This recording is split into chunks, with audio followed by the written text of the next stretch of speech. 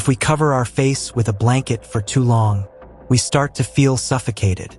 But just imagine what must have happened to a person who got stuck in a very narrow cave where he couldn't even move, and when he knew that being trapped in this cave would ultimately lead to his death. This heartbreaking story is about such a boy. Friends, the name of this boy was Oscar Neil Moss. This story is from the year 1959. Neil lived in Britain and Oxford was his home. Neil was a student of Oxford University. He was one of the top universities in the world. He was 20 years old. Neil's life was very comfortable. He was a capable student. He was also very fond of doing adventures, exploring new places, mountains, jungles, and caves. And he made the same plan on March 22, 1959. Friends, there is a county in England, Derbyshire. It has a cave which is called Peak Cavern. This is a very big cave system. Today, many people go to visit this cave daily. They are provided a tour of this cave with proper planning. But this story is of 1959, when there was nothing like this in this cave. Neil had a desire to go to this cave for a long time. And to fulfill this desire, he reached this place at 4 p.m. on March 22nd. There were 7 other people with him. These people were professionals and they were experts in exploring caves. But Neil was not an expert. He just had a desire to explore such places. Friends, this cave was very deep. Neil entered this cave and started going down in this depth. This was a very narrow place. But Neil wanted to explore this cave. Slowly, he went down 1,000 feet in this cave. But suddenly, Neil got stuck in this place. He could not even move. Friends, the problem was that there was a narrow shaft here. You can call it a narrow hole.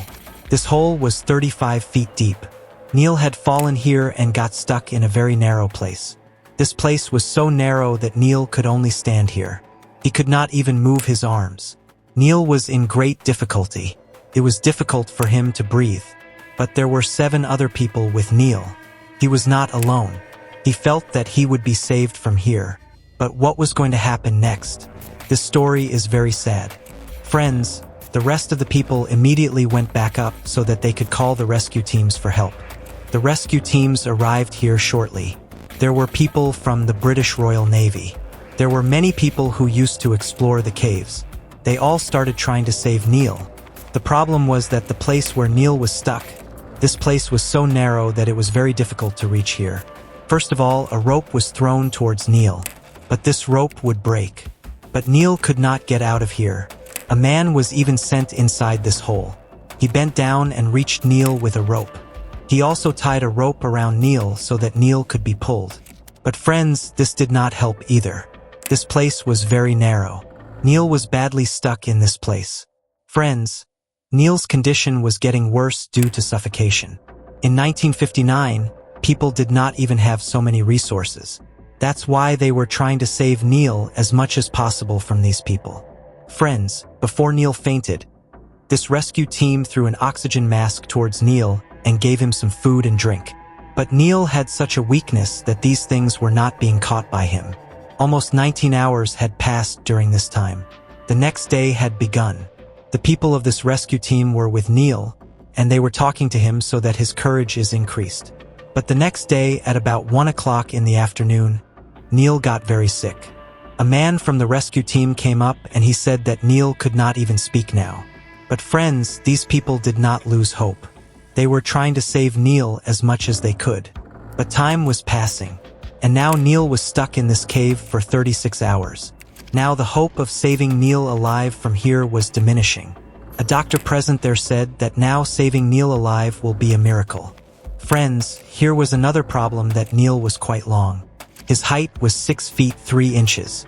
His body was quite broad, and that's why he was completely stuck in this hole. By tying a rope around him, he was also lifted up to about 18 inches. But Neil could not come up more than this. Friends, while saving Neil, many rescue workers were also sick. The air was very bad here, filled with carbon dioxide. It was also very difficult for these people to stay here. But these people knew that Neil was still alive. He is breathing. That's why this rescue team was playing with their lives and trying to save him.